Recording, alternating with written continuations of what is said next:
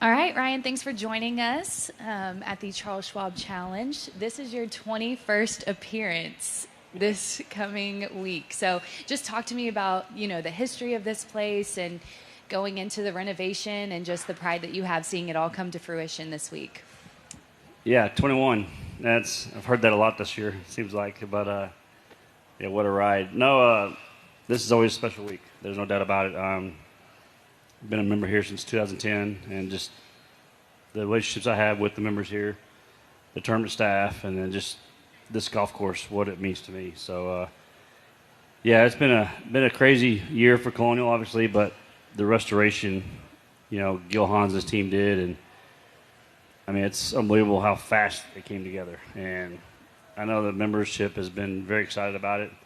It took some hoops to jump through to get it approved through the membership, and it was pretty cool to kind of be a part of, a lot of the conversations we had, sitting at a table with Gil and going through it all, answering questions. So to finally see it, and for the guys on tour to be here playing it, and I've heard a lot of great positive comments. So that's good to know. I was a little nervous, to be honest with you, for the course and for the club, but yeah, I just spoke with Gil just outside a few minutes ago, and he said he's heard a lot of great things. So I'm excited to see how it all unfold this week. What's your favorite part about the renovation? The main thing is just the redo of the greens, as far as the grass and the systems underneath, the hydronics, because we're here during the summer playing. The greens are spongy, soft from all the moisture because they don't want them to die and burn out. So to be able to use the system with that heating and cooling, I feel like we're going to have great greens year throughout. In the wintertime they can heat them, summertime cool them off. But the greens right now are rolling perfectly, and I'm so excited for the golf course that Gil's out here seeing now. So a lot of changes that taking some bunker play out for us to make it a little tougher. It was a big thing we talked about, making it some more playable for the membership as well, for the everyday golfer. So not having to play out of the bunkers, but they it's gonna still take a year or two, I think, to really see how this golf course plays. This year's gonna play firm and fast because it's so new and immature. So but it's gonna be to bring back a little bit of history of this golf course back when it played and when it was first designed. And you hear Gil talk about a lot the course Ben Hogan played. So it's cool and nice to see that kind of come back to life. So I'm excited about it. Any questions? Jeff? Ryan, if you could just kind of elaborate on what your involvement was with the renovations of the course and how exciting that was to be a part of that process. Yeah, I want to say I had a lot of involvement. I think it's more just conversation. I'll never forget when this first started, they asked if I'd be interested in sitting down and giving my 2 cents, I guess, from a tour standpoint. And I couldn't have said yes fast enough. So we sat down for a long 4-hour lunch. There's myself, Gil, our superintendent, Rich, our tournament chairman, Jim Witten, Chris Cotton from our Greens Committee, our general manager, Frank, and then James Evanson, who caddied for me for 20 years, has been a long-time member here as well, good player. So we sat there and had a long lunch and went through every hole, listened to what Gil's vision was, and, I was able to give my opinion on what I wanted to see, what I didn't want to see, because, we've obviously seen some redesigns that have not gone the right direction, and that was the biggest thing we kind of talked about, is making sure we kept this golf course similar to the way it was, because every player I talked to said, don't touch it, don't touch it. But I feel like we kind of kept the same golf course. He lasers the greens and tried to put them back with the same slopes, which is pretty cool to see. And then, of course, the redo on number 8 was fantastic. So that was my little part, just kind of trying to speak on behalf of, our tour membership and the players that love this golf course. And I hope, like I said, a lot of guys have had a lot of great comments. Have any other players come to you maybe thinking you might be an expert or a colonial whisperer because of your involvement? And what have been the conversations you've had with some of the other players?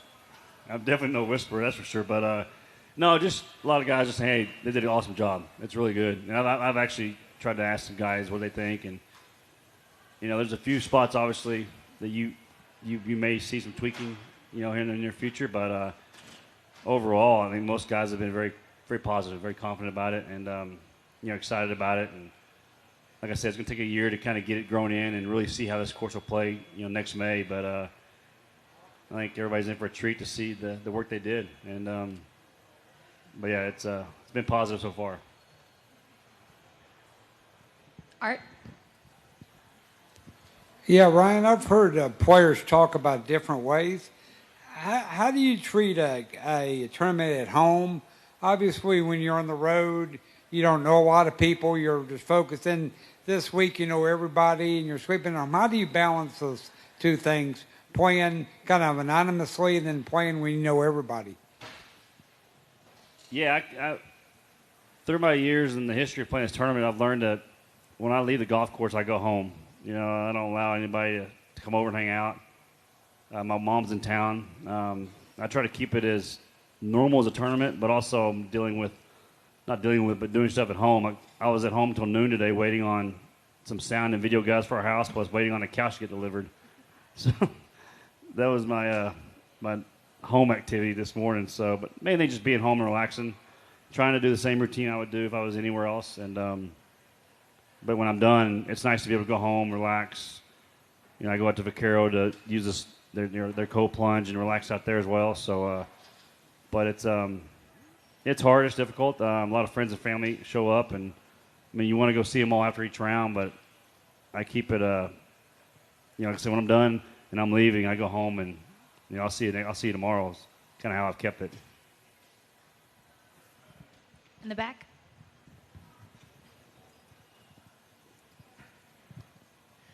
Hello. So I was wondering, as I'm a player as well, and I obviously don't play professional or anything like that, but I have had days where after the many years of playing, I've gotten stuck or in a rut. What would be your advice to getting out of that, or anything like that?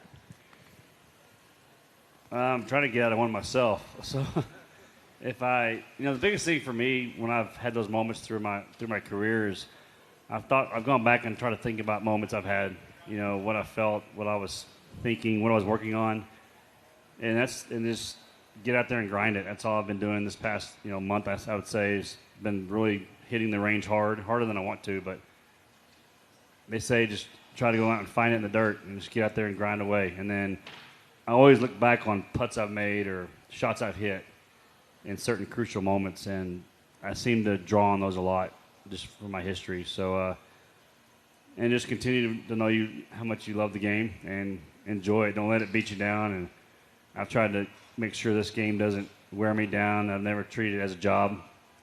It's always been fun, and my love for the game is what's kept me going this far. So those are the things that I've done throughout my career. Anything else? Awesome. All right. Thanks, Ryan. All right. Thank you.